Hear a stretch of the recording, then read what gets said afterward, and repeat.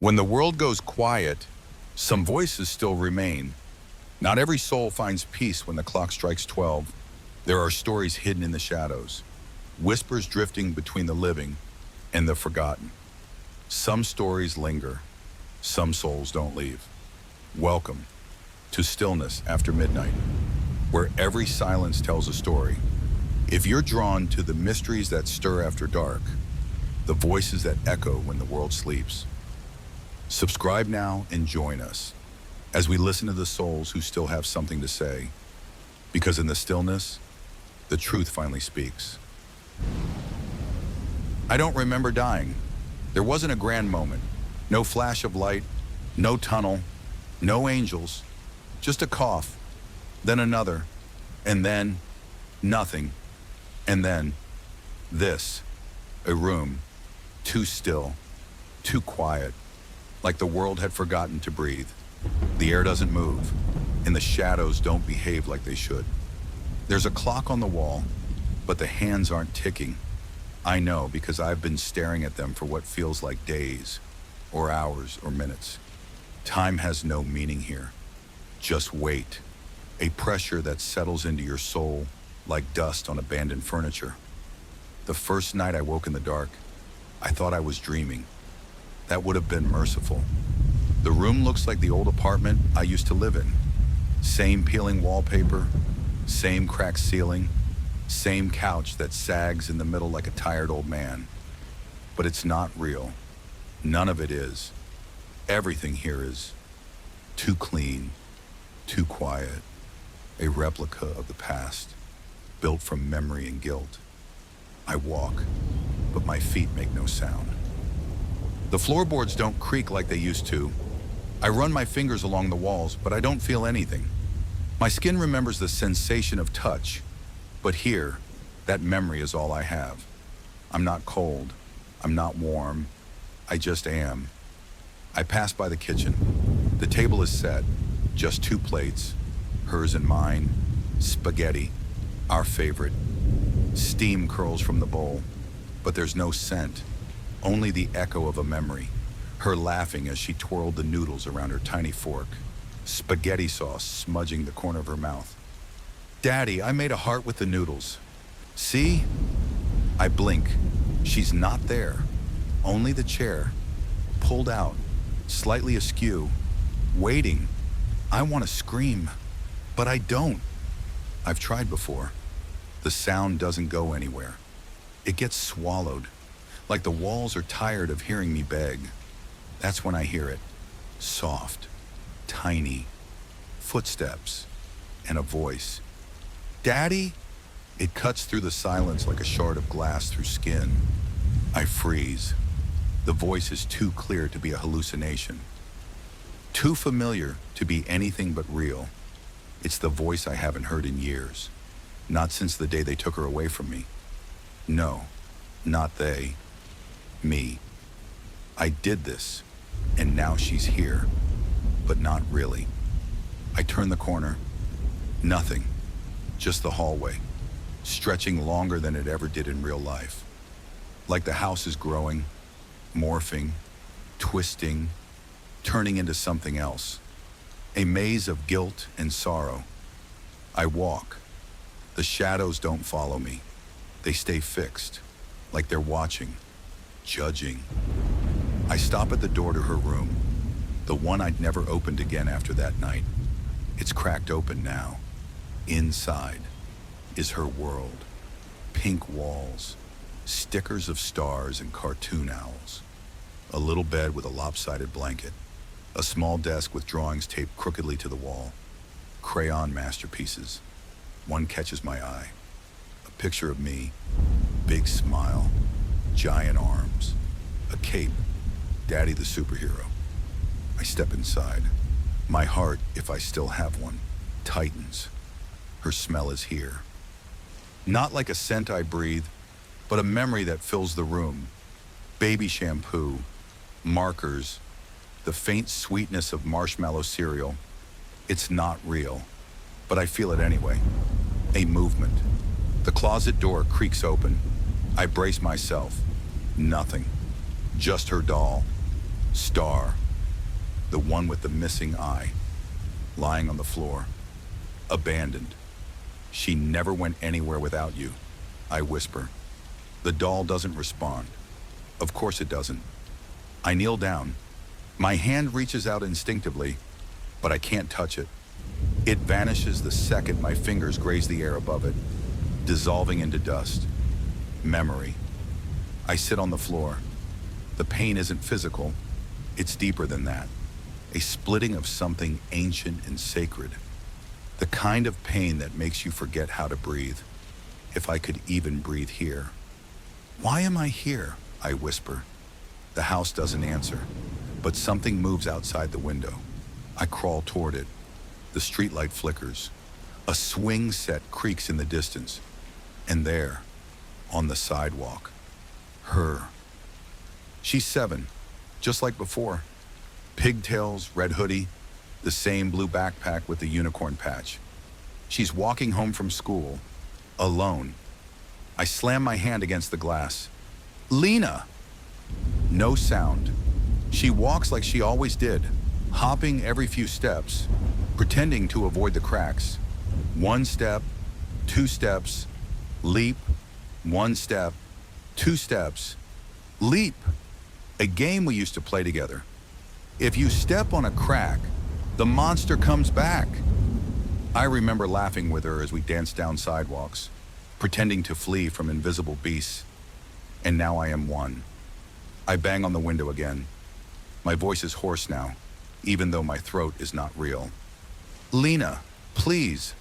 She pauses, looks up, right at me, eyes wide, confused, and then a smile.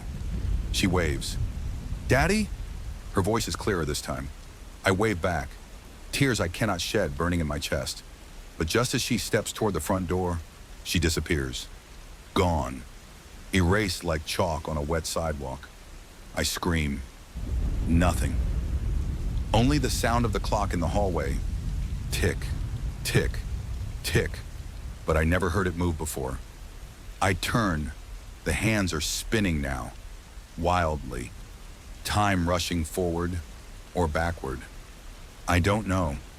The walls begin to shift. The room melts. The bed folds in on itself like a paper flower catching fire. The drawings curl and burn without flame. The world collapses, and when it rebuilds, I'm back. Same room, same silence, same weight in my chest. But something's different. The door to her room is open now, and on the floor, in the hallway, her shoes, tiny, pink, Velcro straps, worn soles, exactly where she used to leave them after school, waiting for someone to tell her, "Put them away, baby," but no one ever did. I walk toward them, fall to my knees, reach out. This time, I touch them. They don't vanish, but they're cold, heavy with memory. I pick them up, hold them close, and for the first time since I got here, I remember not just the moment she died, but the moment I stopped being her father. It wasn't the night I slammed the door. It wasn't the first time I yelled. It was earlier, much earlier, when I started needing the pills more than I needed her, when I started lying, when I started hiding from her, from myself, from the world. This place, this purgatory of memory, it's not just punishment, it's truth. And tonight, I saw her again. She looked at me like I wasn't a monster. She waved. She said my name. And now I know why I'm here. To relive every memory, to feel what I made her feel, to walk beside her every night in a world I can never enter again. But she's here, and I will follow. Even if I'm only a ghost in her shadow. Even if I have to see her smile 1,000 times before I'm worthy of it again. They were right where she left them. Tiny, pink, scuffed from playground gravel and sidewalk chalk. The Velcro barely held together anymore. Like even the shoes were tired of being stepped in by a child who ran everywhere, chasing butterflies, laughter, and dreams I never protected. I held them all night, not because they mattered, but because they were all I could touch. The only thing in this house of ghosts that didn't disappear the moment I reached for it. I sat on the cold floor. In that hallway, I once stormed down in anger and stared at them. Her shoes, her story, her absence. I hadn't touched them in years. Not since the day I kicked them out of the way. Too dope-sick to care. Too hollowed out to remember what it meant to be a father. Back then, I saw them as clutter. Now, they were sacred.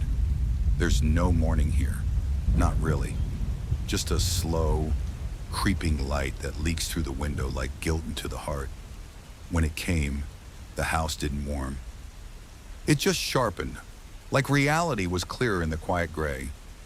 I stood, still holding the shoes, and walked to the living room. It was all still there, unchanged. The blanket she loved, bunched on the couch, the TV remote with the batteries taped in, her tiny crayon drawing taped on the side of the fridge. Me, her, and a dog we never owned. All smiling, all together. As if she believed one day we'd have that kind of happiness. She always believed, even when I didn't deserve it. I walked to the kitchen. The table was still set, frozen in some strange half-dream.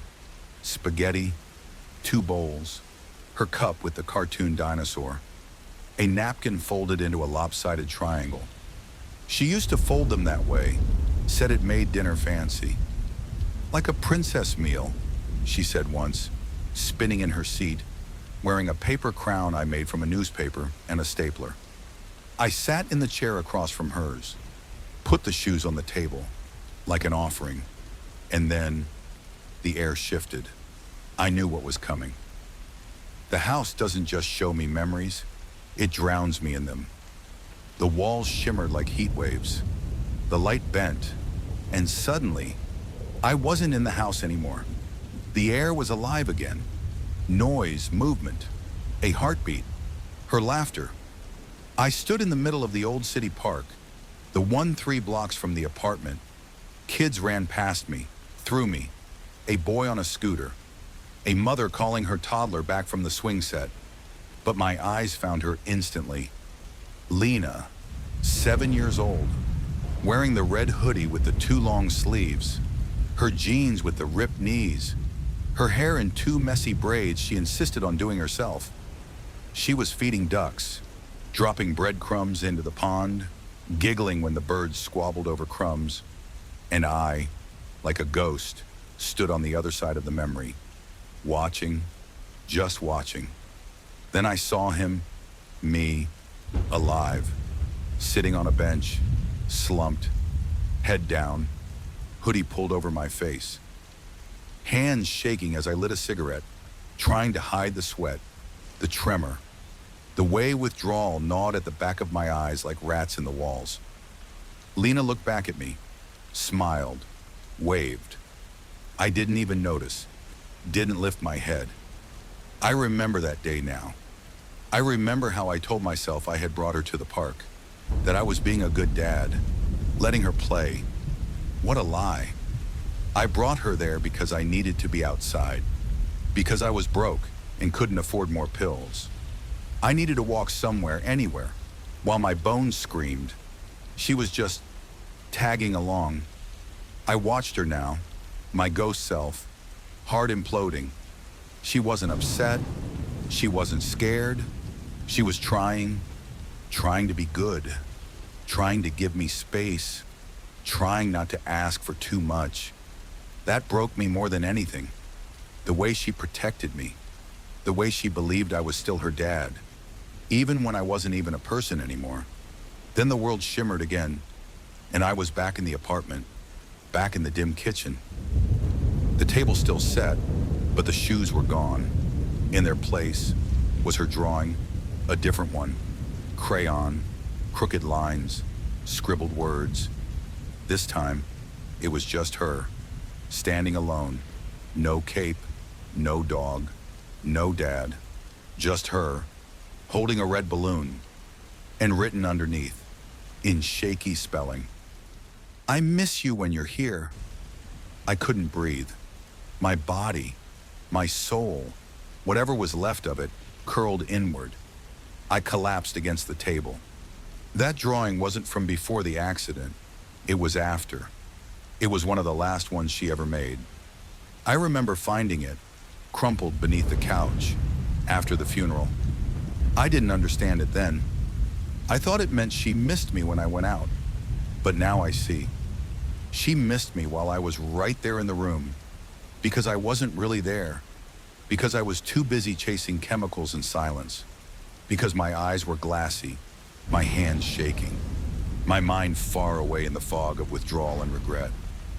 I'd look at her and see a burden.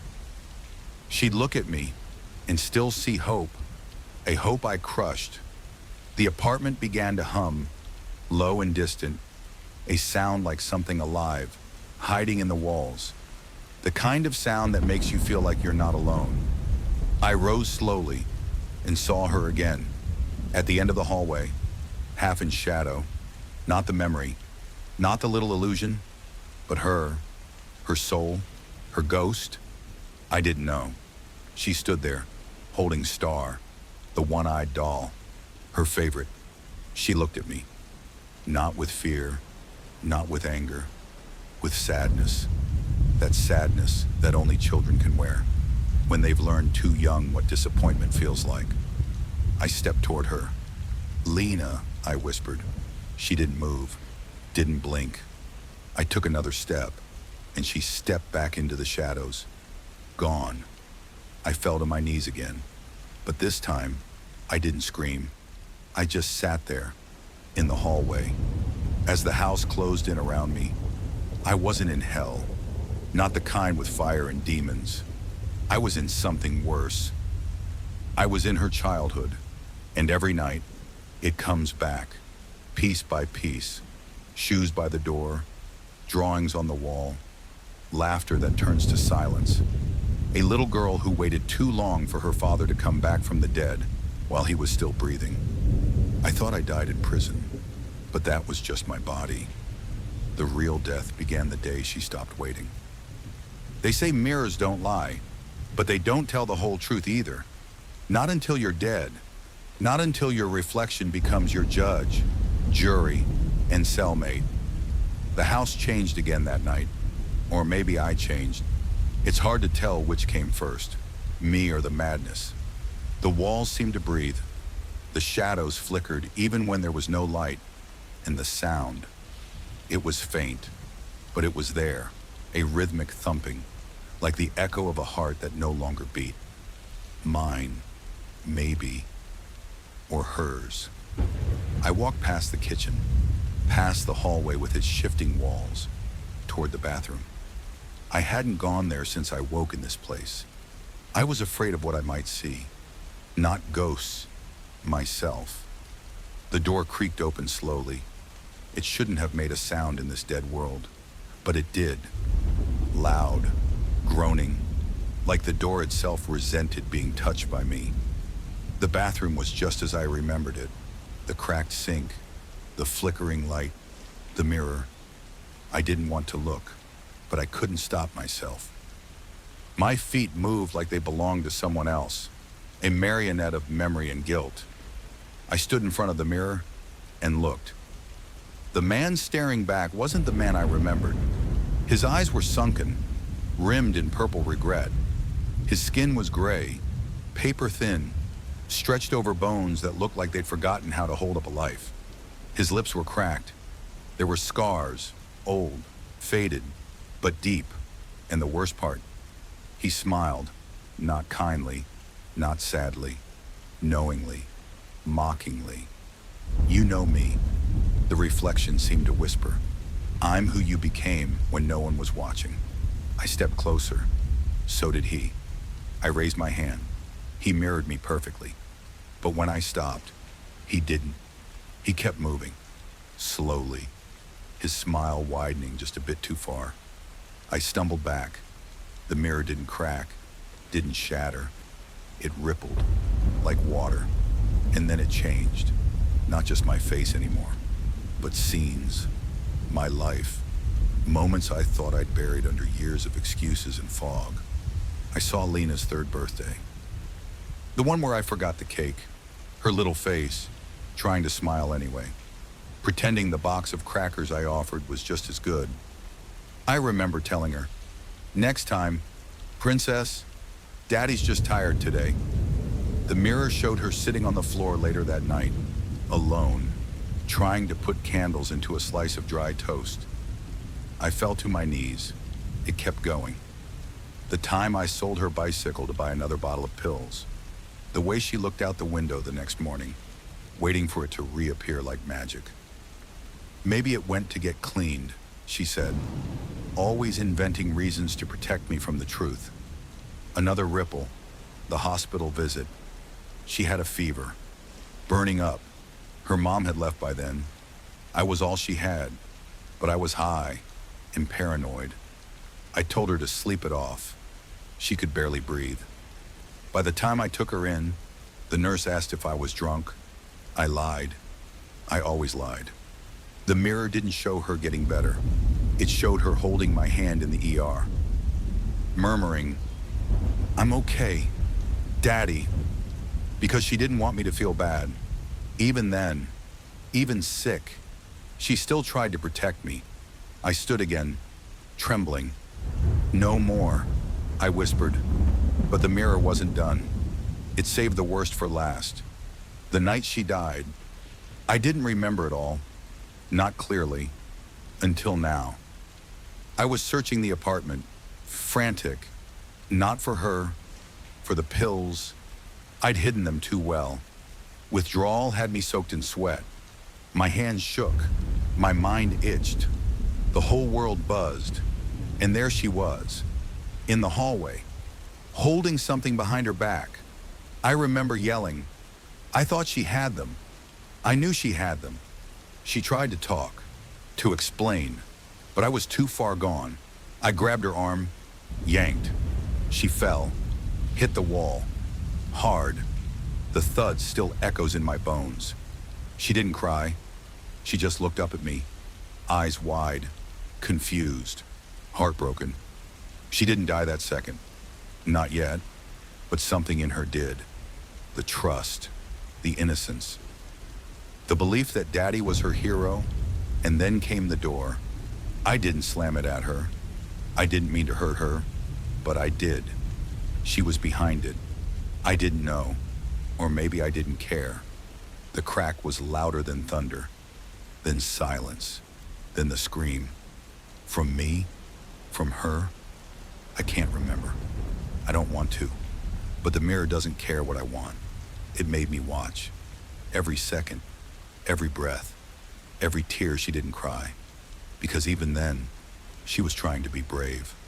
For me, I backed away. The mirror returned to its original state. Just me, the wretched ghost of a father I used to be.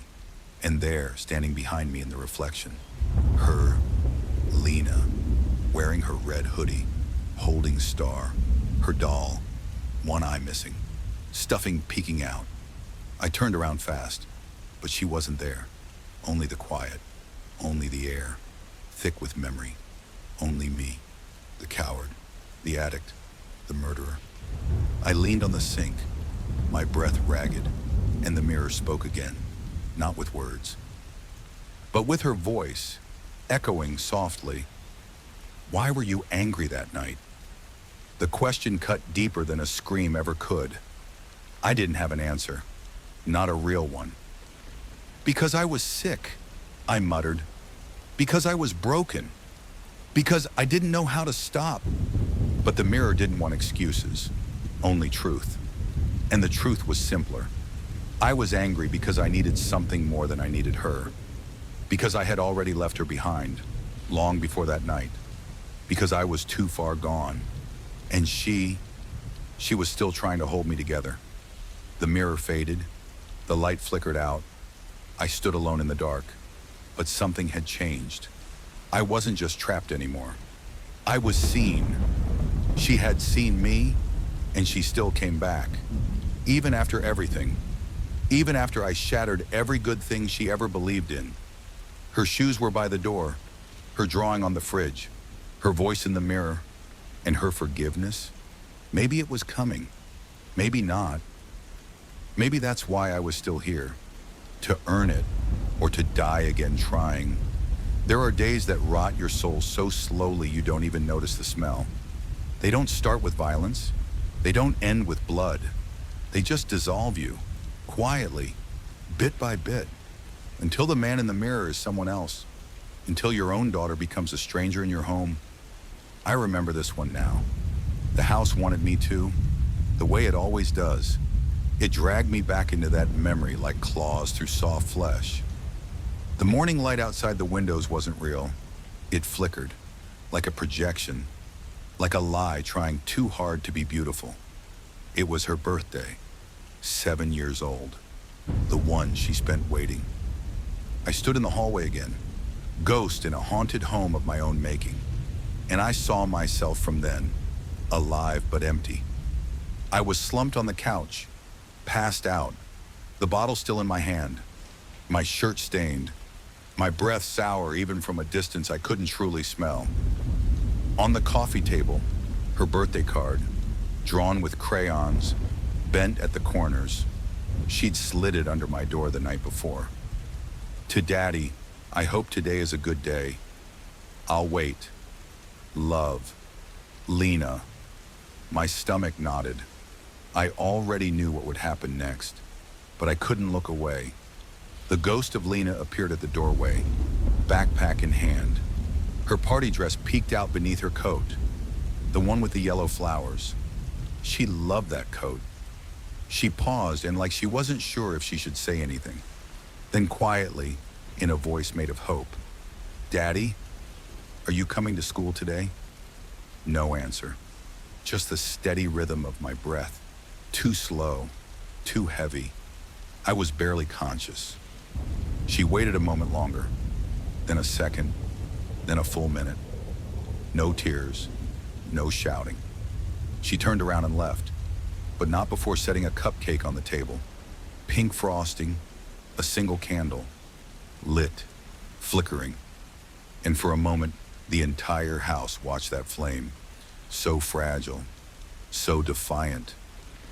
I followed her, through memory, through guilt, down the sidewalk where she walked alone, down the school steps where parents gathered with balloons and gifts, where children wore party hats and laughed under banners and streamers.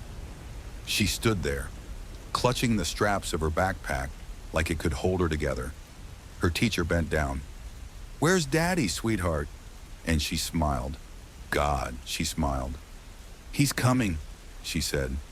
"He's just a little tired." And then the teacher nodded, not believing a word of it, but Lena did. She believed all the way until the end of the party. Even when she was the only one left sitting at the table, even when they gave her the last balloon out of pity, even when the candles were blown out by someone else, she waited and waited and waited, and I never came. The memory cracked, the image faded, and I was back in the apartment again, but different this time. It smelled like cheap alcohol and rotting time. The walls felt closer. I looked down, and there it was, that damn cupcake, still sitting on the coffee table, molded now, shriveled, the candle bent. I reached out, hesitant. My fingers hovered, and the flame flickered back to life, just for a moment, like it remembered me, like it still hoped, and then, pfft, gone. The air went cold. I stood and walked to her room. The door wasn't just open, it was gone. The frame led into a different place now. Not a bedroom, but a hallway lined with photographs. Memories hung like paintings, except the faces in them had been scratched out by little hands. Each frame held moments I didn't remember, but she did. Me, on the phone while she showed her drawings. Me, asleep while she built a pillow fort by herself. Me, angry. Me, gone. At the end of the hallway, one photo remained untouched.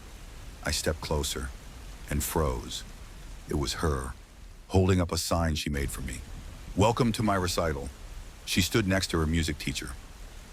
The room was filled with folding chairs, all empty, every single one, except for the front row, where she had placed my picture on a seat, a photo of me, clipped from a birthday card, so I'd be there. Even when I wasn't, I dropped to my knees. I wasn't a father. Not then, not really. I was a shadow who cast itself over a little girl's childhood and called it love. But love shows up. Love remembers. Love listens. I forgot all those things. I forgot her. A sound broke the silence. Laughter. Soft. Echoing. I looked up, and there she was again. 7 years old. Arms folded. Wearing her paper crown. The one we made together out of newspaper once upon a time. She looked amused. I waited, she said. I know. I answered. She stepped closer, still smiling, but not kindly. You said you'd come. I forgot. She tilted her head. No, she said. You chose something else. Her voice wasn't cruel, just tired. Tired in a way no child should ever sound. I nodded slowly. I did. There was nothing left to defend. She held out her hand. I reached for it, and my fingers passed through. She faded again, leaving only the crown behind. It dropped to the floor. Paper. Fragile. I picked it up. It still had her name written inside, in shaky red crayon. Princess Lena. I held it to my chest, and I whispered to no one. I'm sorry. The hallway trembled. Light spilled in from some invisible place, and I knew what came next. Another memory, another wound, another night of walking through the ruins of a girl who believed in me. I placed the crown gently on the shelf in her room, a shrine, a promise, and as I stepped into the next corridor of dreams and dust, I felt her presence, distant but near. She hadn't left me behind. She wanted me to see, to understand, to feel every second she spent loving a man who never showed up. The day I forgot to be a father didn't end when I missed her birthday. It never ended. I just stopped noticing the time, but now, time was all I had. Some people lie with words, some with silence, but the cruelest lies are the ones wrapped in love. I told myself I loved her. I told myself that every time I yelled, it was for her own good. That every time I ignored her, it was because I was tired. That every time I broke something near her but not at her, it meant I still had control. I said I loved her, and I believed it, even as I saw her flinch when I raised my voice. Even as she started whispering instead of speaking. Even as she stopped asking for anything. This chapter began with a door. Not the front door, not her bedroom door, a new one. Pale, splintered wood with a cracked brass knob. It shouldn't have been there, but this place isn't ruled by logic. This is where the soul comes to rot, or to be remade. I opened the door, and behind it, a dinner table. Half lit, half forgotten. I stepped inside. The scene was frozen in amber light, like an old memory paused just before collapse. My wife sat at one end, tired, thin, pale. She stirred the same spoon in the same bowl, again and again. I sat at the other end, slouched, silent, distant. In the middle was Lena, still small, still hoping. Her eyes darted between us, waiting for someone to say something, anything, but we didn't. We never did. I remembered this meal. It was the night after one of our louder fights. I'd thrown a plate. It shattered near her toy box. She hadn't spoken all evening, until, Daddy, did you mean it when you said you didn't want us? My fork scraped the plate. My other self, the living me, said nothing, just chewed, drank, chewed. then barked, "Eat your food." She did. No protest, no tears, just quiet chewing, even though she was full, even though her hands trembled on the spoon. Because love to her meant not upsetting me, because I'd taught her that silence was safer than truth. The memory changed. The walls peeled away, and suddenly I was in her room, not the real one, a distorted copy. The wallpaper was ripped. The ceiling hung low like it wanted to collapse. The stuffed animals sat in rows, facing me, judging me. In the corner stood Lena, only older now, maybe 10, hair longer, eyes dimmer. She held a drawing in her hand. It was a family, 3 stick figures. One of them, the father, was drawn in gray, barely filled in. She handed it to me. "What's this?" I asked. "A lie," she said. "I used to draw you in even when you didn't come." My throat tightened. "But I loved you," I said. "Did you?" she asked. I looked at the drawing again. The father figure had a speech bubble above him. "Not now." That's what I always said. Not now, not now, not now. She walked to the shelf and picked up a jar. Inside were little pieces of paper, hundreds. She poured them out. Each one had the same words. "Maybe tomorrow." I fell to my knees. She crouched in front of me. "You said it enough times." I started saying it to myself. I looked at her face, older, sharper. She wasn't 7 anymore, because the deeper I went in this purgatory, the more of her I saw, the pieces I'd missed, the years I didn't deserve to witness. "Lena, I'm sorry." She shook her head. "Sorry doesn't unwrite the stories I had to tell myself just to survive you." I wanted to hold her, but my hands passed through again. I was a ghost. I had no right to touch what I broke. The room went dark, and I was somewhere else. A motel room. I didn't recognize it at first, but then I saw myself, alive, again, sitting on the bed, alone, TV flickering, beer in hand. A phone buzzed on the nightstand. I ignored it. Buzz, buzz, buzz. I saw the name on the screen. "Wife, Lena's recital tonight." I turned the phone face down, didn't even open the message. I remember that night now. I told myself I needed space, that I was cooling off, that they were better off without my bad mood around. But the truth? I didn't want to show up and see the disappointment in her eyes when I forgot the words to praise her. It was easier not to go. It was easier to lie to myself and call it love. The motel vanished. I stood now in front of a mirror, but my reflection was not mine. It was Lena's. She looked at me, dead-eyed, not angry, just gone. She held a picture of me, burnt around the edges. "I kept this," she whispered, "even when it hurt." I reached for the photo, but it turned to ash in her hands. She stepped forward and said the words I'd spent years dodging. "You didn't love me. You loved the version of me that didn't need anything from you." It felt like a blade, and I didn't flinch, because she was right. Every time she needed more than I could give, I called her too sensitive. Every time she cried, I told her she was overreacting. Every time she wanted to be held, I told her to grow up. That's not love. That's control wearing love's clothes. That's fear dressed as discipline. That's ego pretending to be fatherhood.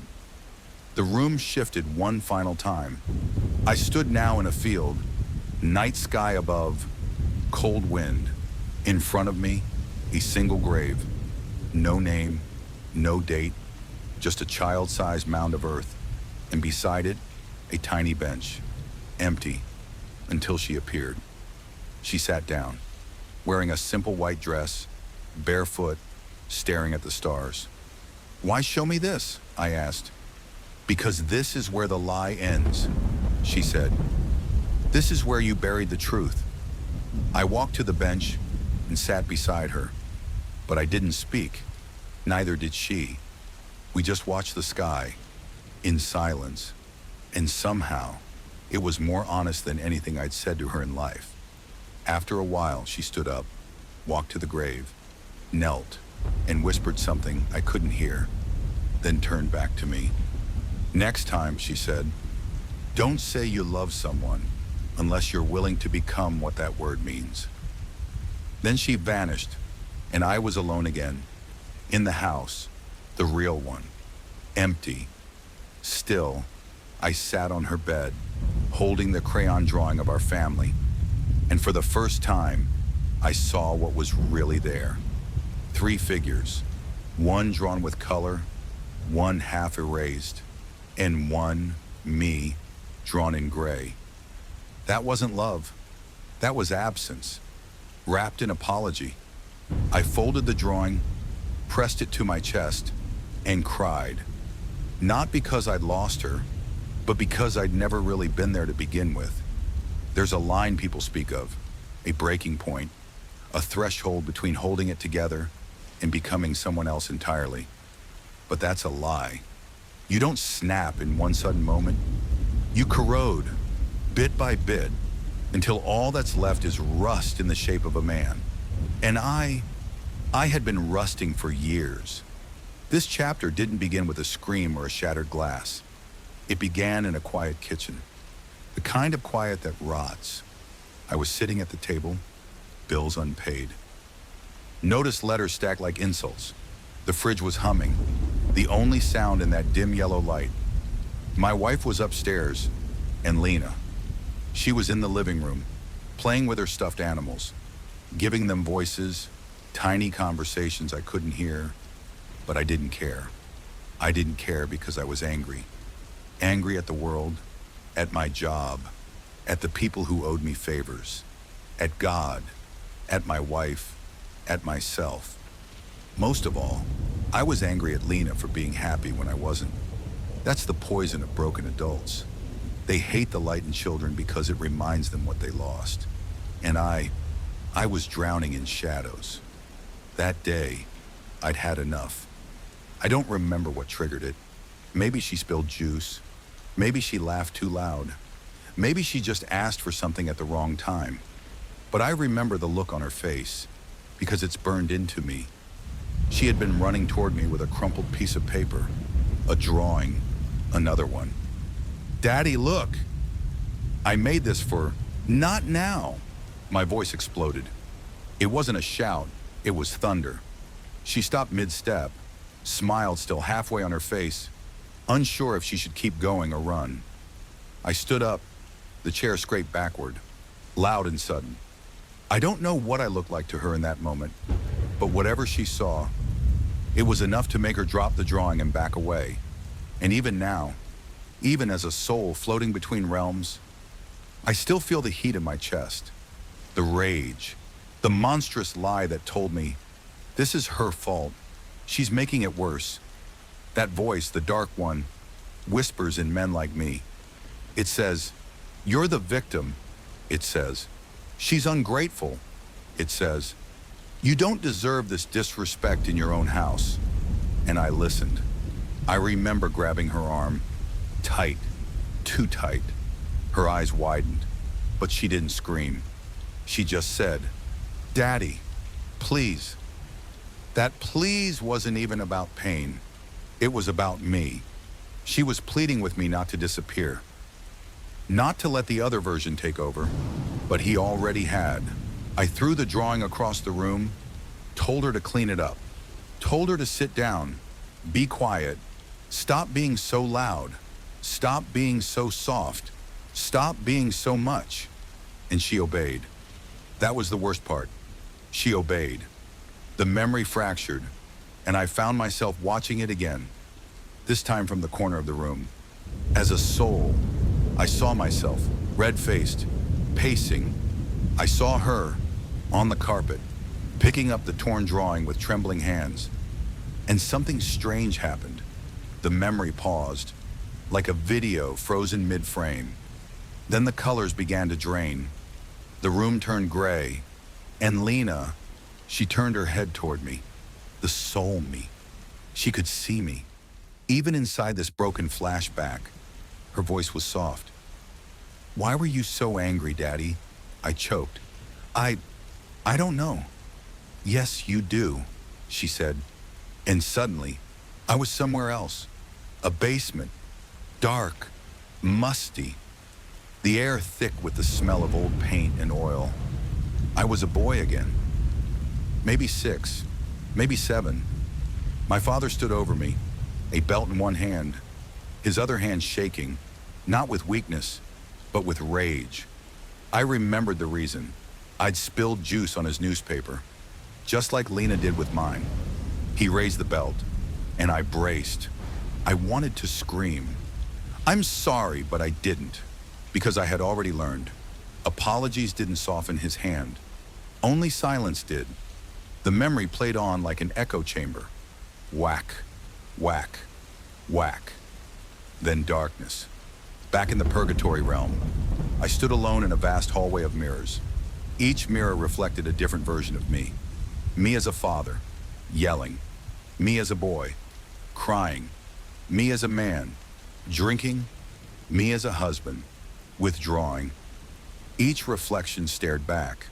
None of them blinked. I screamed, "This wasn't who I wanted to be." The hallway answered with silence, but Lena's voice whispered behind me, "Then why did you keep choosing him?" I turned. She stood holding the drawing I'd thrown that day. She handed it to me again, and this time, I didn't drop it. It was a family portrait, all of us holding hands. But this one had something different. A dark cloud above the father figure's head, rain falling on just him. And yet, the child figure still held his hand, still smiled, still stood close, despite the storm. "I believed in you," she said, "even when you didn't." I dropped to my knees. "I failed you." She nodded. "You did." The honesty cut deeper than any blame ever could. And yet, her voice held no hatred, only truth, only clarity. The world changed again. We were now in a long corridor of doors. Each door led to a different day, a different moment when I had a choice. To listen or yell, to hug or hit the wall, to sit beside her or walk away. She walked past each one slowly. "You kept choosing the door with anger behind it," she said. I couldn't argue. I followed until we reached the last door. This one was red, blood red. Its handle cold. I knew what it was. The day No, I wasn't ready. She turned to me. "This door is the one you locked even from yourself." My legs trembled. "I can't." "You have to." She stepped aside, and I reached for the knob. It burned, but I turned it anyway. The door creaked open, and I saw it. The moment, the final day. The house was dark, the storm outside loud and relentless. I had come home angry, drunk, tired. My wife was gone, off to stay with her sister after yet another fight. But Lena stayed behind. She didn't want to leave me alone. She thought maybe, if she stayed, I wouldn't spiral. She thought she could anchor me. But anchors can't hold when the ocean is rage. That night, No, not yet. I stumbled back from the vision, fell to the ground. "I can't watch this. I can't." Lena knelt beside me. "You already lived it. Daddy, watching it is the price of facing it." I shook. Tears spilled from a place deeper than grief. "I thought I loved you," I whispered. She nodded slowly. "But love without safety isn't love. It's fear with a mask." The door remained open, waiting, and I knew the next chapter would show the truth I buried beneath guilt, shame, and excuses. The moment when I crossed the line, not in anger, but in despair. And once that line was crossed, there was no return, only reckoning. Some deaths don't come with silence. They come with screams, slamming doors, The sound of rain pelting the roof like it's trying to warn you. Some deaths don't come for the body first.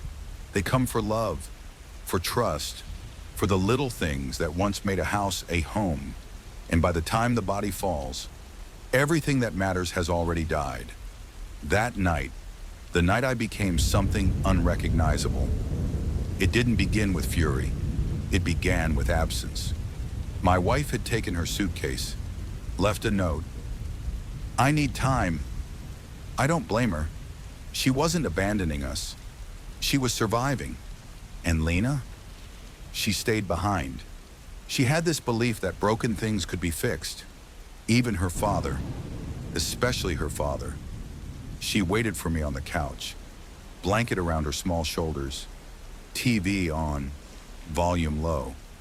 I opened the door sometime past midnight, soaked, drunk, breath sour, heart darker than the sky above. I lost my job, again, and when I reached in my pocket, I found nothing. No keys, no wallet, no pride, just bitterness, just rage. She looked up when I entered. Daddy? That voice, still soft, still hopeful, still believing I could be something better. But something inside me had already cracked beyond repair. I didn't answer her. I brushed past and slammed the door shut. She flinched. I remember that. The flinch. The way her shoulders tensed as if she already knew. Tonight was different.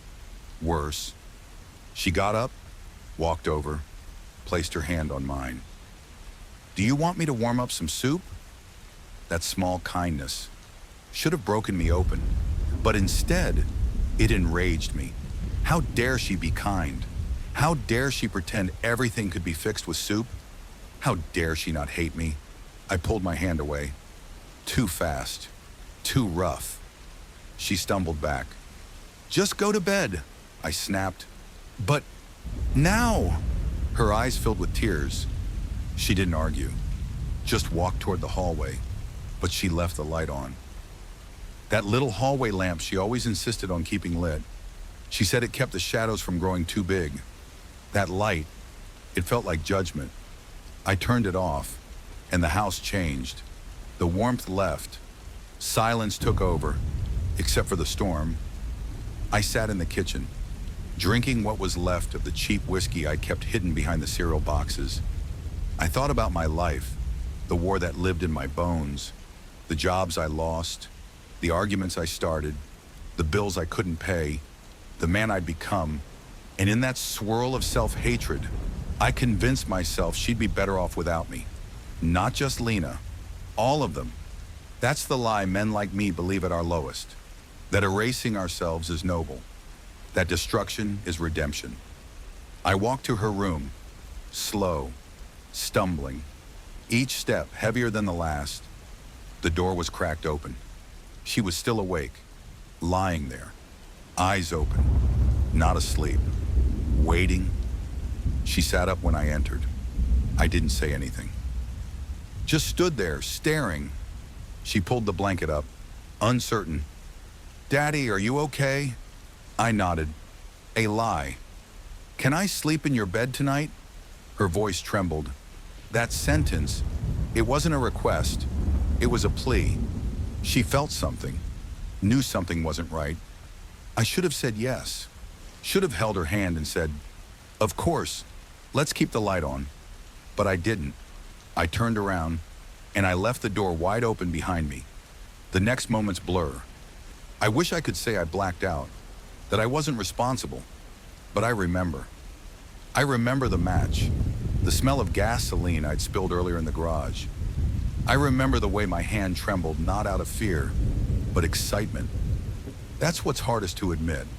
Some part of me wanted to end it all, not just myself, but the story, our story, the failures, the disappointments, the pain I'd caused. I wanted silence, but silence doesn't come from fire, only screams. I lit it, walked back into the living room, sat down on the couch, and waited. I thought, stupidly, that maybe the flames would cleanse something, that I'd be reborn on the other side of the smoke. But what I heard instead was her voice. "Daddy!" It cut through everything. I shot up, ran toward her room. Smoke everywhere, but her voice was clear, terrified, alive. I kicked the door in. She was crying, curled in the corner, blanket over her head. She thought I was a monster, and she was right. I picked her up, held her close, ran through the hallway as flames licked the walls. Everything turned orange and black, and then collapse. The ceiling cracked above us. The world dropped. I don't remember hitting the floor, just her screaming, then nothing. Darkness, cold, heavy, then light, but not from fire, from somewhere else, in the realm between death and memory. I opened my eyes. Lena stood before me, not as a child, not exactly, something older, wiser, still her, still kind.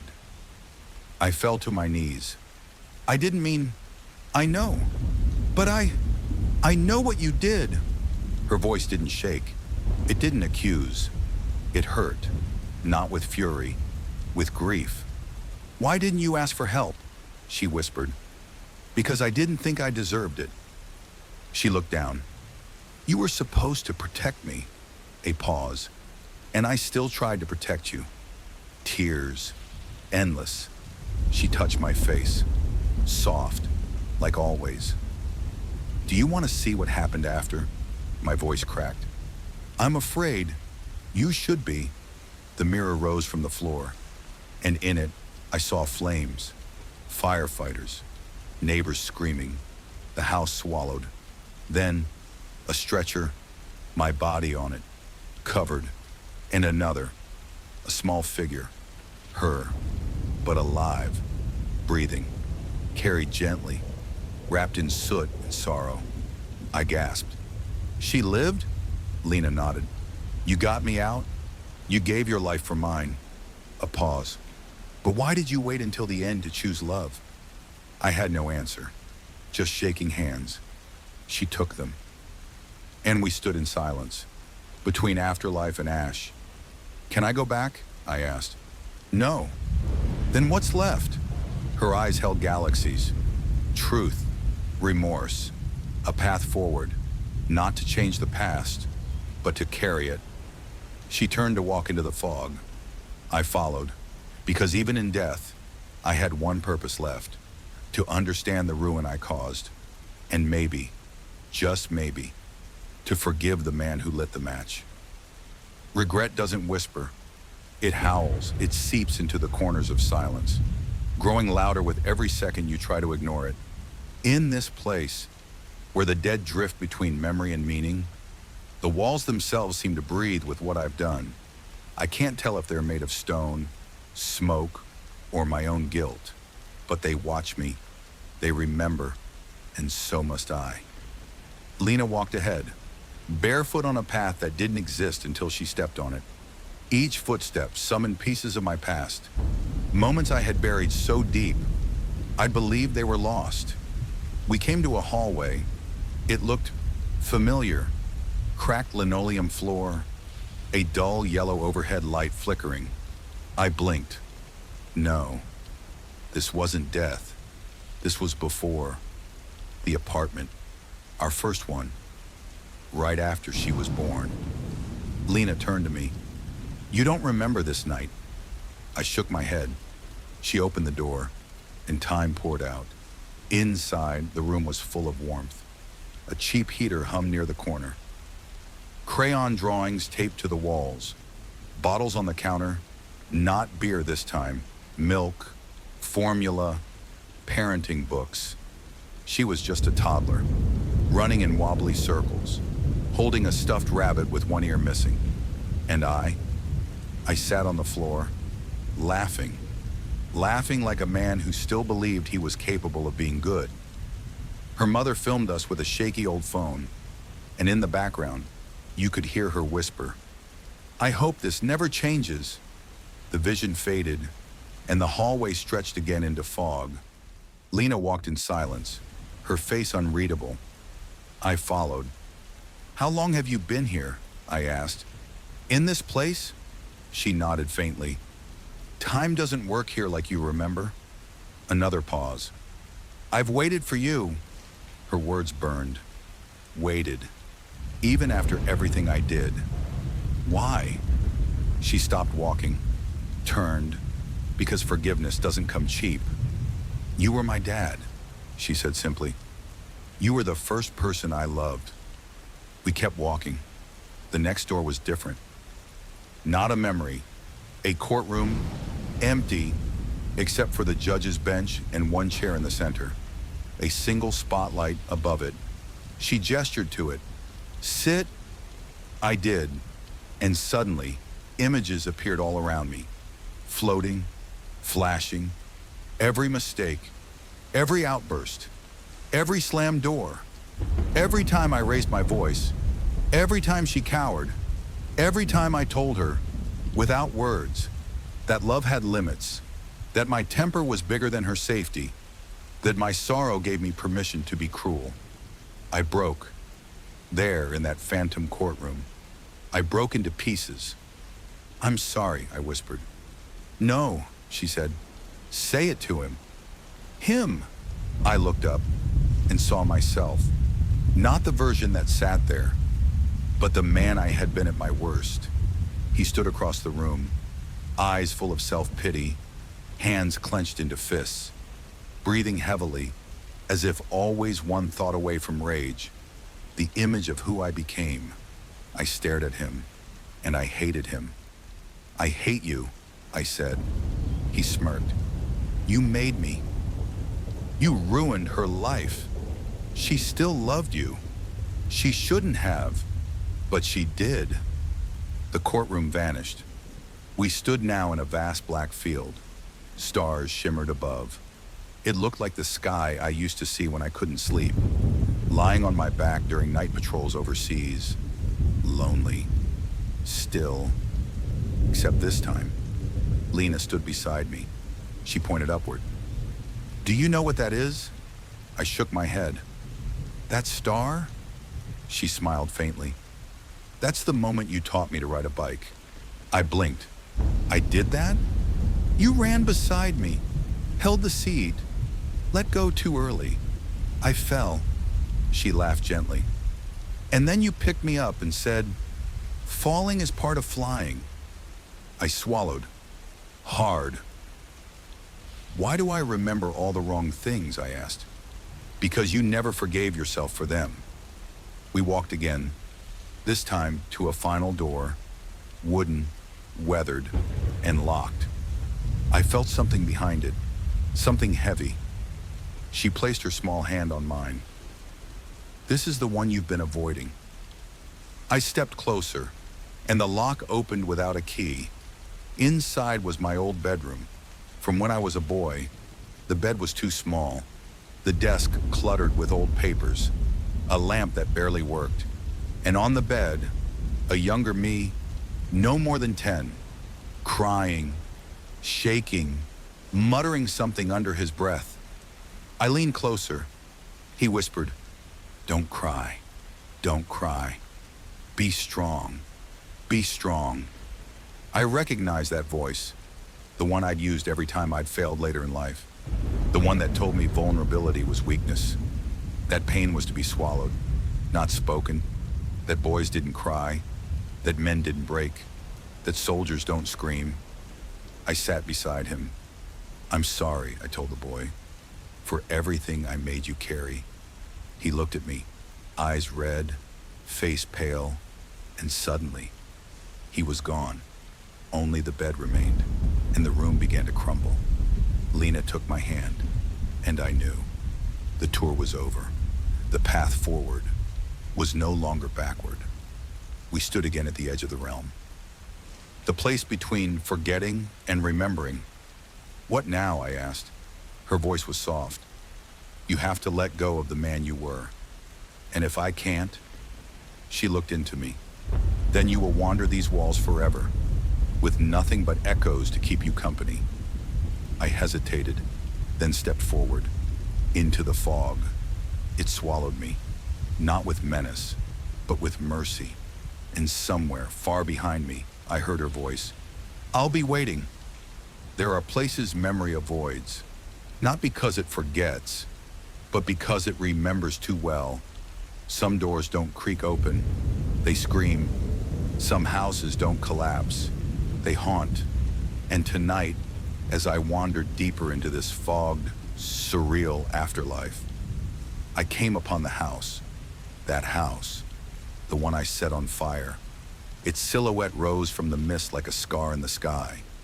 Blackened wood, broken windows, smoke that never stopped rising, not even here. And yet somehow, it still stood, not as a ruin, but as a monument to the worst thing I ever did. My hands shook. Even in death, they remembered the heat, the stench of gasoline, the hollow click of the lighter, and the silence just before the flames screamed. I never thought it would catch that fast. Never thought they were inside. But I didn't check. I didn't care. Not then. The anger had taken over. The voices had grown too loud. I had convinced myself that house had stolen my peace, when in truth, it was me who had abandoned it. The door opened on its own, and I stepped in. The interior was as I remembered, only darker. Walls peeled like skin. Pictures melted into the drywall. Charred toys littered the floor. But it wasn't just ashes that filled the house. It was them. They stood there, not as ghosts, but as memories locked in motion. A father, a mother, and a child. The family I destroyed, not strangers. Exactly. We'd passed each other before, in alleyways, at the shelter. They had what I didn't. Warmth, laughter, togetherness. I convinced myself they'd mocked me, that they'd stolen what was mine. But all they did was survive, and for that, I hated them. The father bent over the sink, washing dishes. The mother danced gently with her child in the living room. Music played faintly, some forgotten lullaby. They didn't see me, not yet. I walked forward, heart pounding, as if time itself trembled beneath my steps. I reached out toward the little girl, and in that moment, everything froze. The room turned black, then red, then gold. Flames erupted, not from the walls, but from the air itself, and the house began to breathe. I wasn't watching memory anymore. I was inside it. The fire spread like thought, quick, unforgiving. I could hear the scream. The girl, she hadn't gotten out. Neither had her mother. Only the father had survived, barely. And he had lived every day afterward looking for a reason why someone would do this to them, a reason why a stranger became a murderer. And now, here I stood, in the center of the inferno, watching it all over again, watching me. I saw the man I used to be, drunken, ragged, broken, standing outside in the alley, watching the glow rise in the night sky like a sunrise of madness. The fire in his eyes burned brighter than the one he'd lit. I didn't mean to kill them, I whispered. The house laughed. The flames answered. But you didn't care if they died. And that truth, that unbearable, disgusting truth, was heavier than death. Then suddenly, a new presence. Not Lena, not the family, but someone else. The father, older now, worn. He stepped into the burning room like the fire didn't touch him. His eyes locked on mine. I remember you, he said. His voice was calm. I saw your face once, in the alley. I nodded slowly. I came to find you, to say, don't, he said. I didn't come for your apology. His hands trembled, but his voice didn't. I came to see you. He circled me once, like a man inspecting the damage of a hurricane, then stopped. You weren't just broken, he said. You were willing to let the world burn with you. He looked around at the fire, which still roared but no longer consumed. I tried to hate you, he whispered. I begged for it. And? I asked. He closed his eyes. I never got there. That was when the fire stopped, not faded. Stopped, like a switch had been flipped. The air fell silent, the smoke disappeared, and the house was whole again. The family reappeared, but this time they stood together, smiling. The girl held her mother's hand. The father stood behind them. Then they faded, not like ghosts, but like prayers. I was alone, alone with the truth, that I couldn't undo it, that I couldn't change what I did, but I could carry it, not as a burden, but as a wound I refused to forget, because sometimes healing isn't about moving on. It's about remembering well enough to never become that person again. As I turned to leave, the front door opened once more, and on the threshold stood Lena. She held something in her hand, a single match, still unlit. She handed it to me. What is this? I asked. A choice, she said, to burn again or to see in the dark. I held the match in my hand, felt its weight, felt its temptation, but I didn't strike it. I dropped it and walked into the night, this time unarmed. Some reflections don't show faces. They show truths, not the ones you tell others, but the ones you bury even from yourself. And when I arrived at the river, I knew this would be the place I could no longer lie. It wasn't a river in the way the living world understands. No water flowed, no current moved. It just existed, still, silver, and wide like a sky turned upside down. A perfect mirror, and hovering above it, not clouds, but fragments. Fragments of me. Each one was a scene, a memory, a confession. And I was to witness them all. I stepped toward the edge. The surface didn't ripple, didn't welcome me, but it pulled me in all the same. With each step I took along the bank, a new memory shimmered. My daughter's voice echoed softly first, not in pain or anger, but laughter, tiny, genuine. She must have been 3, sitting in a cardboard box we called a rocket ship. I had just returned from work, sweaty, angry, tired, but she didn't care. She threw up her arms and shouted, "Captain Daddy, ready for blast off." I didn't join her that day. I remember now, I yelled at her to be quiet, snapped something cruel. Her face fell, but she never cried.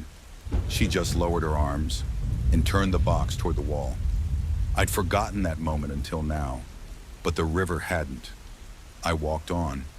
More memories came, like shards of glass floating in the sky. One showed her hiding behind the couch as I slammed doors in a rage. Another showed me brushing past her when she tried to show me a crayon drawing she'd made of the two of us. And then there was the night of her birthday, the last one we had. She waited for me. Cake untouched, candles unlit, a paper crown tilted on her head.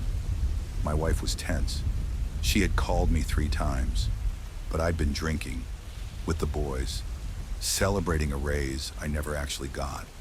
When I came in, they both looked at me, one with disappointment, the other with hope.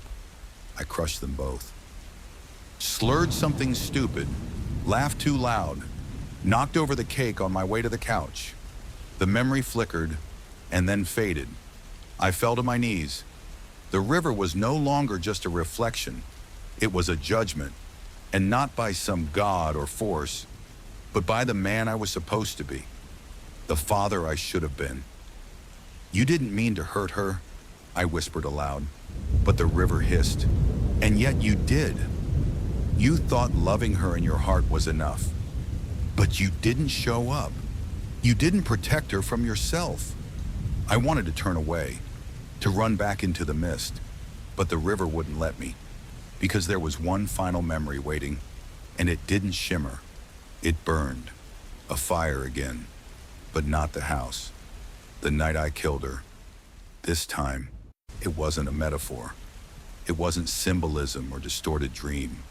It was raw, brutal, uncut, and I watched it all.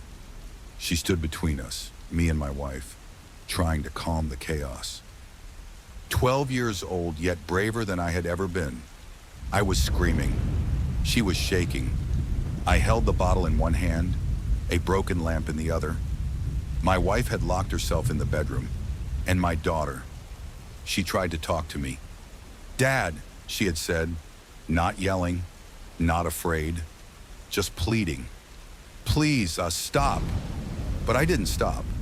I remember now. I shoved her away. Hard. Too hard. She hit her head on the corner of the kitchen counter. I heard the sound, like something soft breaking. She didn't scream. She just slumped, like a puppet whose strings were cut. And I stood there, frozen, not from guilt, not yet, from confusion, like I hadn't realized I was real, that this was real. I dropped the bottle, knelt beside her, kept saying her name, shaking her, over and over. "Baby, wake up. Please, wake up." But she didn't. I didn't call 911, not right away. I just sat there with her in my arms, rocking, humming a lullaby I hadn't sung in years. I thought maybe if I sang it, she'd come back. Maybe she'd forgive me. The river stilled, the memory ended, but I didn't move. I couldn't, because now I saw it all for what it truly was. Not an accident, not a moment of weakness, but 1,000 moments I never corrected, 1,000 small abandonments, 1,000 cuts, until the final one was fatal. Then the river spoke again, only this time. The voice was hers, not bitter, not angry, just soft, like the wind before dawn. "Why didn't you just tell me you were hurting?" I broke. Right there on the bank.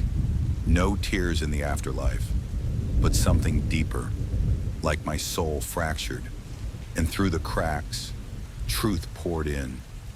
"I didn't know how," I said aloud. "I thought pain made me strong." She didn't answer, but her reflection hovered on the water now, young, smiling, waiting. I reached toward her, but my hand passed through the river, not because she wasn't real, but because I wasn't ready. Not yet. Forgiveness isn't handed, it's earned. And the first step isn't to be forgiven by others, it's to finally forgive yourself. I stood. My reflection had changed. I wasn't the man who killed his daughter anymore. I was the man who finally saw that he had. And maybe that mattered. As I walked away from the river, the surface shimmered once more. Behind me, her voice whispered, "Keep going, Dad." I'm listening. There are places the soul builds after death, not out of brick or bone, but memory, a structure shaped by regret, denial, love, loss. And if you're not careful, you become trapped inside it forever. That place waited for me now, and I was afraid, because I knew exactly what it would be. It looked just like our house, the one we lost, the one we burned. But the fire hadn't touched this version. Not yet. The porch still creaked. The door still stuck halfway through its swing. The garden still choked with weeds I never pulled. It wasn't a recreation. It was a confession. A confession in wood and silence. I stood at the threshold for what felt like hours. Wind moved through the trees behind me, but not a single leaf fell. No animals, no birds, just stillness. In the house, watching. I placed my hand on the knob. It was warm, not inviting, not threatening, just present, like the house knew I was finally here, and that I couldn't leave without walking through everything I tried to forget. The door opened. No creak this time, no sound at all. And as I stepped inside, the air changed, heavier, not with dust, but with memory. The hallway was lined with photographs, but they weren't framed. They floated, suspended in the air like smoke frozen mid-drift. And they whispered, not with voices, but with feelings, each one brushing against me as I passed. Reminders. There was one of my daughter, age 6, missing both front teeth, covered in paint, beaming. A feeling brushed my chest. She thought you were the whole world. Another, her holding my hand, refusing to cross the street without me. She trusted you more than anyone. And then, a photo of her hiding behind her bedroom door, while I shouted at her mother. She wished she could disappear. I tried not to look, but you can't close your eyes here. Not when your soul is being weighed. Not by God, but by your own conscience. The hallway stretched longer than I remembered. A trick of the afterlife, or maybe just the weight of what I was carrying. The next room was the kitchen, and I didn't want to go in, because I knew this was where it happened. The lights flickered on as I crossed the threshold. The counters were clean, the floor polished, everything in place except for one thing, a single red stain on the tile. I dropped to my knees, ran my fingers across it. It wasn't blood, not anymore, but it remembered, and so did I. The night she died, I scrubbed that stain for hours. It wouldn't come out, not because of its color, but because of what it meant. I stood and turned. She was there. Not her body, not her ghost, but her presence. Small, still, silent, standing near the sink, the way she used to while waiting for me to pour milk into her cereal. You shouldn't be here, I said, but the truth was, I didn't want to be here, because here, I had no excuses left. She tilted her head, no accusation in her eyes, just question. Not why did you kill me, but why didn't you stop before it got that far? I opened my mouth. Nothing came out, because I had no answer. I could blame the war, blame my father, blame the bottle, but none of them pushed her. None of them looked into her eyes and kept yelling. That was all me. The lights flickered again. The room grew darker, not in color, but in truth. The walls peeled away, revealing other moments. Like old wallpaper lifting to expose the rot beneath, I saw myself screaming on Christmas Eve because I couldn't find the tree lights. I saw her flinch when I raised my hand to scratch my head, thinking I might strike her. I saw my wife crying in the bathroom with the water running to muffle the sound. And me, walking away from all of it, pretending it wasn't happening. I stepped backward, back into the hallway. I couldn't take it. Not all at once, but the hallway had changed. It was narrower, colder, and the photos were different. Now they showed me, but not the man I thought I was. They showed him, the coward, the storm, the empty shell that blamed everyone else for the hole inside. I shouted, "Enough!" But the house didn't answer, because it was me. It didn't need to shout, only reflect. I reached the living room, our old couch, same brown stains, same sagging cushions. The fireplace still burned, though there was no wood. And on the mantel, a single item, a letter. It wasn't one I had ever written, but it was addressed in my handwriting, to the daughter I lost. I opened it, but the paper was blank, and in that moment, I understood. This was my task, not to flee my past, but to finally speak, to her, to myself, to the silence between us that had swallowed a lifetime. So I sat down and wrote, not with ink, not with words, but with memory and remorse and love. I told her I was sorry, not just for the end, but for every day that led to it, for the broken promises, the missed birthdays, the cold stares, the loud nights. I told her I never stopped loving her, even when I couldn't show it, even when I failed her. I told her I remembered the day she was born, how small she was, how she wrapped her hand around my finger like she already knew who I was. And I told her that I didn't know. Not yet, but I wish I had. When I finished, the paper caught fire. Soft, blue, silent, and it burned without smoke, without pain, until it was gone. The walls faded, the photos disappeared, and the house began to collapse inward, but not like a fire, like a cocoon splitting open. And I stepped outside again, into a different world. The house was gone, but not forgotten, and in its place stood a single tree, tall, strong, still growing, because maybe this was what grief did. Maybe, after all the ash and ruin, something could grow, not to replace, but to honor. And somewhere deep in the branches, I heard her voice, not crying, not angry, but singing. The lullaby I used to hum when she couldn't sleep. Only this time, she sang it to me. There's a silence that comes after confession, not peace, not yet, but a clearing. Like fog pulled back just enough to see the next shadow.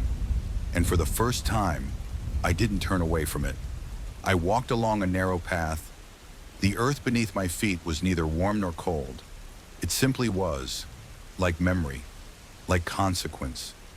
There were no landmarks, only the feeling that something waited ahead, something ancient, something inevitable. The path narrowed further until it met the edge of a river. But this was no ordinary water. It didn't move. It didn't ripple. It simply reflected, perfectly, not the sky, not the trees, but me, and not the man I became in death, but the boy I once was. He stood on the opposite bank, 7 years old, dirty knees, wide eyes, and a bruise on his forearm from a fall I never told anyone about. He looked at me like I was a stranger, and in many ways, I called out, "Do you know who I am?" The boy didn't answer. But I didn't expect him to. Not yet. He crouched by the water's edge. His fingers hovered just above it, never touching. Then he looked up and spoke.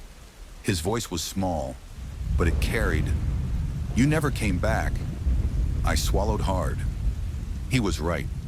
When I was that age, I used to sit by the river outside my hometown, imagining the man I would become. I promised myself I'd grow up to be strong, kind, protective. And then life happened, and somewhere along the way, I abandoned him. "I'm sorry," I said. "I forgot you." The boy didn't nod, didn't forgive, but his eyes softened. "You stopped listening," he said. I remembered that silence, the one that settled inside me after my father's first blow. After my mother's first night sleeping in the car to escape the yelling, I remembered burying it, thinking if I stayed quiet, it would all go away. But it didn't. It grew into anger, into confusion, into fear that I mistook for strength. The boy stood. "Do you want to remember?" he asked. I hesitated, because I knew what he meant. Not the good, but the everything. "I have to," I said. And with that, the water began to move. It didn't ripple, it churned, and the reflection changed. Now it showed moments long buried.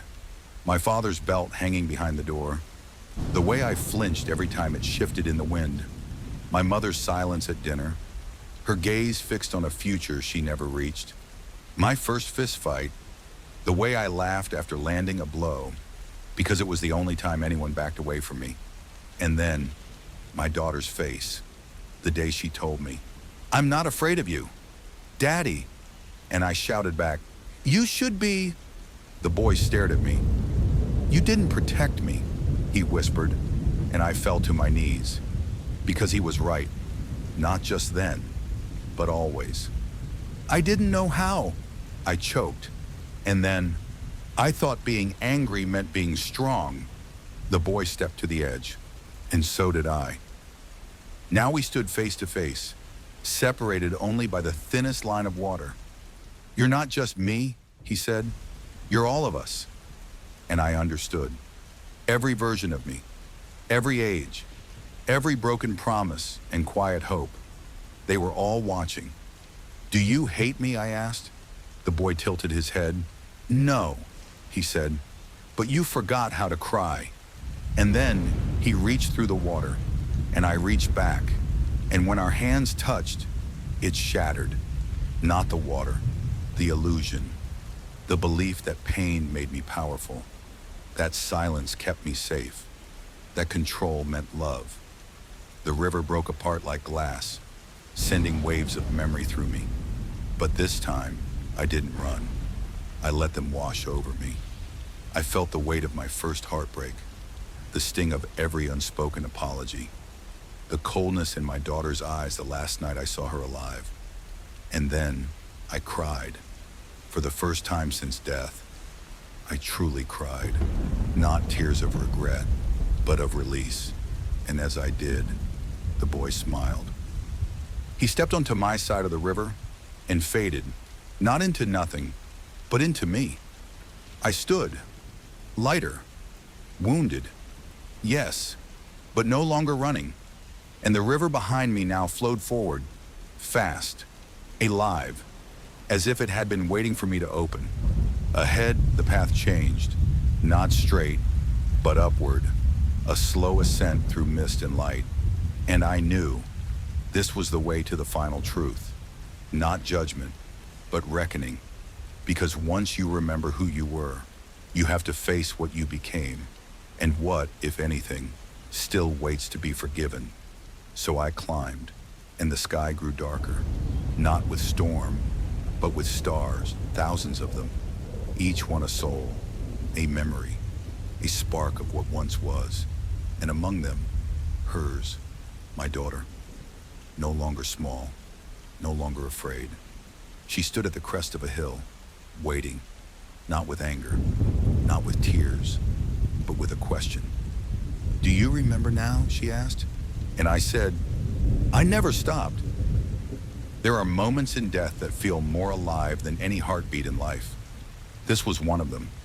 I stood before her, my daughter, not as a ghost, not as a memory, but as a presence, radiant, real, the kind of real that breaks you open. She stood on a high plateau where no wind blew, yet her hair moved like it remembered the world. Her eyes, those eyes I'd only seen in photographs and fading dreams, held mine without flinching, not with hate, not with fear, but with knowing. I wanted to speak. I wanted to fall to my knees and scream apologies until the sky cracked open. But she lifted one hand, and I stopped. You don't have to say it yet, she whispered. I haven't asked the question. I swallowed the pain rising in my throat. What question? I finally managed. She stepped closer. The ground didn't make a sound beneath her bare feet. Why? She asked. That single word echoed across eternity. Why did you kill me? The silence that followed was not empty. It was holy. It wrapped around my soul like judgment and grace in equal measure. I had asked myself that question every night since my death, and every time, I gave a different answer. Because I was angry, because I lost control, because I thought she betrayed me, because the world had already broken me. But none of those were true. Not really. I was scared, and I said, scared of you leaving me, scared of being invisible, scared of becoming my father, scared of seeing love in your eyes that didn't belong to me anymore. Her expression didn't change. She didn't comfort me, didn't correct me. She listened. You were light, I said, and I was shadows. And when you started shining too brightly, I thought, if I dimmed you, I'd still matter. My voice cracked. I didn't want to hurt you. I just didn't know how to hold something pure without trying to control it. She looked down at the earth, and when she lifted her gaze again, I saw something behind her eyes. A door. Not literal, but something vast, something final. You didn't just hurt me, she said. You destroyed what I was meant to become." Her words weren't vengeful. They were facts. Stones laid in a quiet grave. She held out her hand. A small glowing object lay in her palm. A key, not metal, not wood, but something made of memory and meaning. "This is the door," she said. "The one only you can open." I reached out to take the key, but my fingers stopped just short, because behind that door, I felt it. Everything I had refused to see, the full weight, not just of her death, but of what I had taken from the world when I silenced her. I lowered my hand. "I don't deserve it," I said. She blinked. "Deserve? No one does. That's not the point." I stared at her, confused. "Then what is the point?" "To remember," she said. "To feel it fully, and then to decide what to carry and what to leave behind." She closed her hand over the key. "For that, you must walk through everything." She turned, and the ground behind her cracked open. Not violently, but as if the earth itself bowed to what was coming. A staircase descended into darkness. Not the cold kind, but the sacred kind. The kind of dark where truths wait like seeds in soil. "I can't follow," she said. "I've walked my own path. This is yours." I nodded. Every part of me trembled. Not from fear, but from readiness, and yet I paused. "Can I ask one more thing?" I said. She waited. "Do you forgive me?" She didn't answer right away. Instead, she walked to me and placed her hand over my heart, and what she said next undid me. "I don't carry your guilt." She let that sink in. It was never mine to bear. Tears ran down my face, not the tears of begging, but of release. The chains I'd wrapped around her, chains of my own shame, disintegrated with those words. She stepped back, and then she smiled, not out of joy, but out of truth. "You can't be forgiven by someone who was never meant to hold your sins," she said. "You must forgive yourself." And then she was gone, not vanished, but absorbed into the stars, into the soil, into every memory of laughter I had buried under rage. I turned toward the staircase and stepped down. Each step sank me deeper into warmth, into darkness, into truth. The air thickened with memory. Here, time didn't move forward. It folded, and all at once, I was everywhere I had ever been. I stood in my old house. I saw myself slamming doors, throwing chairs, yelling threats I never meant but never took back. I stood in my daughter's bedroom. She was 6, hiding behind a stuffed bear, her hands over her ears. I stood in a courtroom, empty, silent, because the trial never happened. I had taken my own life before it could. And then I stood before a mirror, but not one made of glass. It was made of everyone I'd ever hurt, and everyone who had once loved me.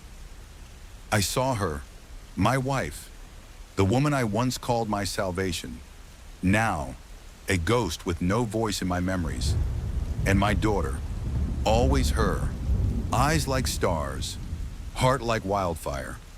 The mirror cracked, and I knew it was time. I pulled the key from within me. It had never been in her hand. It had always been mine. And when I placed it into the invisible lock at the center of the mirror, it opened. Light poured out, but not blinding. It didn't punish, it revealed. I saw my daughter's first drawing of us holding hands.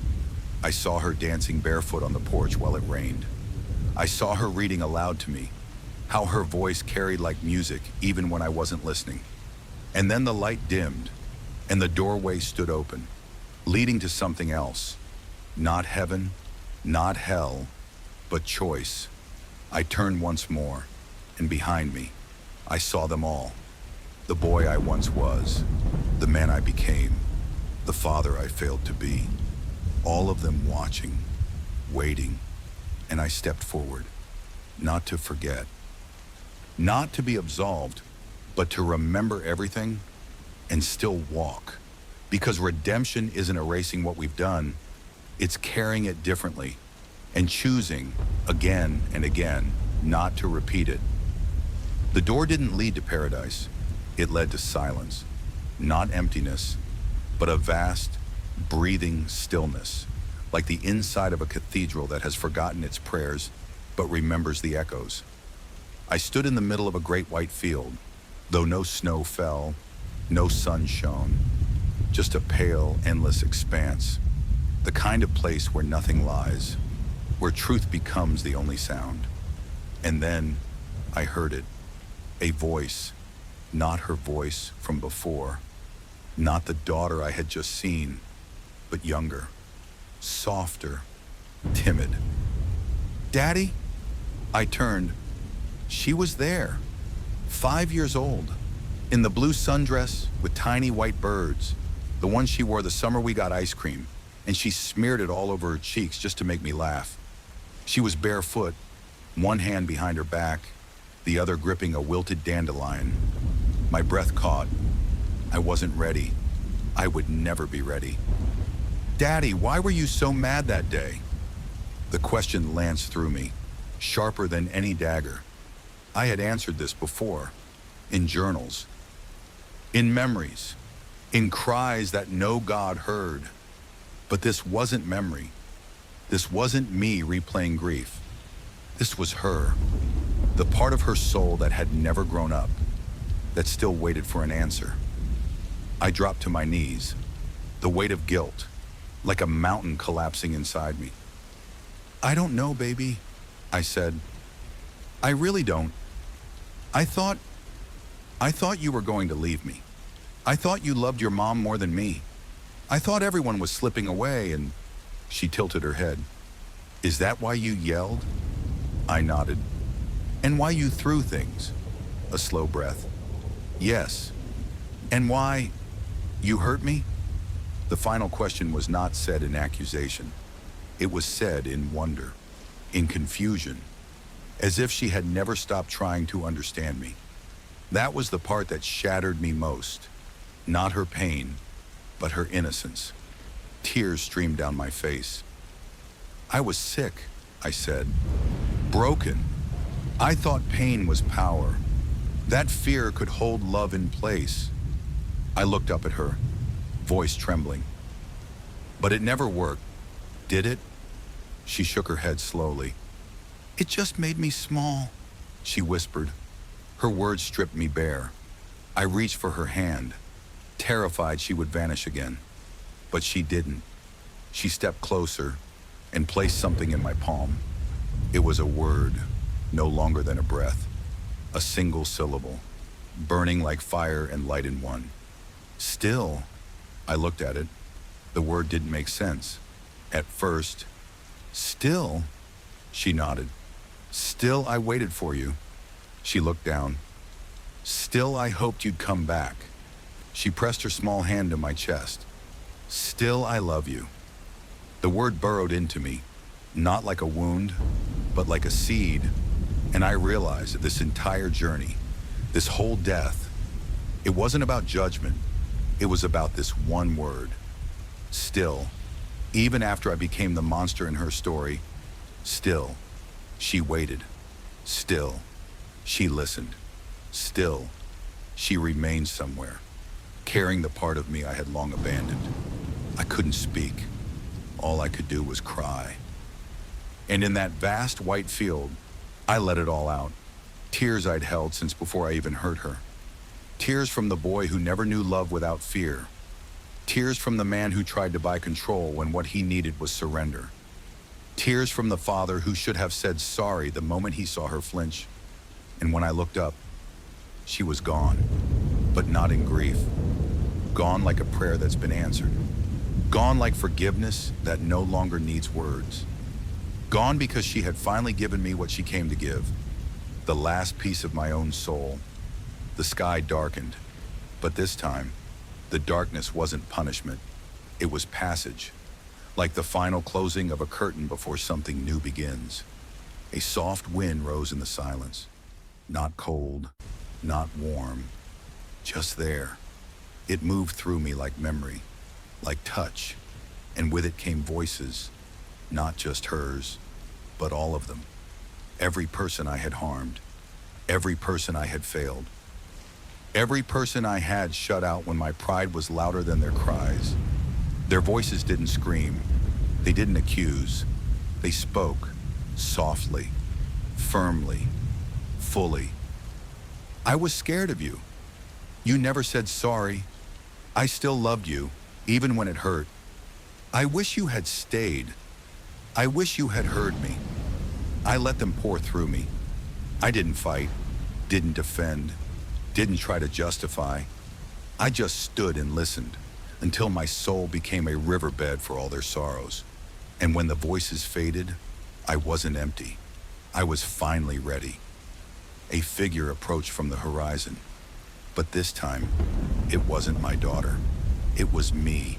Not the broken version, not the angry man, but something truer. An older version of myself, ageless and at peace. He wore no shame. He carried no past. And in his eyes, I saw light. He didn't speak, just stood beside me. And together, we looked into the horizon, where a line of gold split the dark sky. He nodded as if asking, "Are you ready?" And for the first time, I was. I turned toward the horizon. One last step remained, not into judgment, not into punishment, but into whatever comes next, when the soul has finally spoken every word it buried.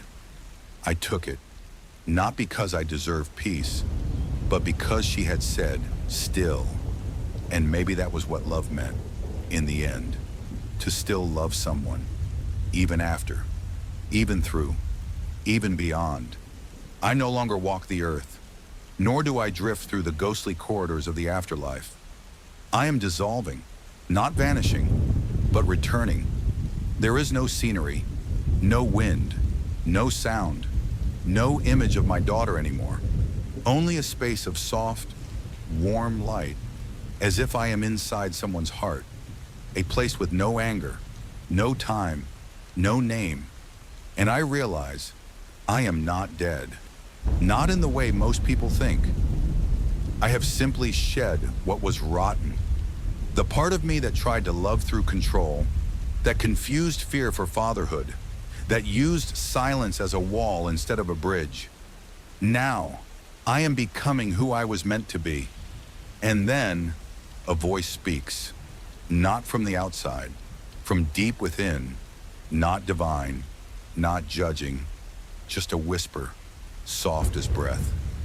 Now, let what you've learned become light for others.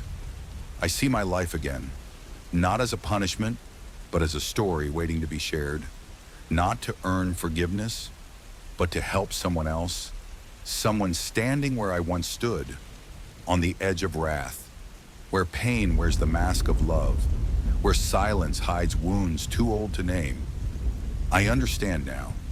My story doesn't end in death. It begins with offering. So if you're listening, if you're a father swallowing his grief in silence, a mother blaming herself for years, a child waiting for a broken parent to say anything, I need you to hear this. Don't wait. Don't assume you have time. I did. I thought my daughter would understand me, eventually. I thought love was something others had to endure to receive. I was wrong. Love is not ownership, not dominance. Love is the quiet knowing that someone you adore can leave at any moment, and choosing to treat them like a fragile miracle anyway. I killed my daughter, not only with my hands, but with my silence I called strength. With my rage I named correction. With my emotional distance I mistook for patience. And now in this final moment, I see clearly every human carries the light of another. And when we extinguish that light through cruelty, neglect, control, we don't just kill a soul, we lose ourselves. I'm not asking for pity. I don't deserve it. But if you're standing near the edge like I once was, about to say that one thing you'll never be able to take back, pause, say sorry, Even if it's late, hold them. Even if they resist, cry if you must. Because sometimes a single tear of truth can rescue a soul from despair. I saw my daughter again, not for redemption, but for one word. A word she whispered with no anger, no blame, just love. Still loving, still waiting, still hoping. Even after all the pain, I don't know where I go next. Perhaps I become a flicker of light in someone's dream, a whisper in the ears of the broken, a ghost who no longer haunts, but understands. But this I know, no matter who you are, no matter how deep your wrongs, awakening is always possible if you're brave enough to face yourself. Ask yourself, who have I hurt but never apologized to? Am I hiding my anger behind the name of love? Am I doing to others what once broke me as a child? If those questions bring pain, good. Pain is a door. Regret is the key. And love, real love, is never too late. If you begin now, tell your story, live again, even through tears, even through ruins. Because someone, somewhere, may be waiting to hear you say, I'm sorry. And maybe, just maybe, they'll smile through their tears and answer, as my daughter did, still. Thanks for watching the whole video. Please give me a like and subscribe to the channel to watch more interesting stories.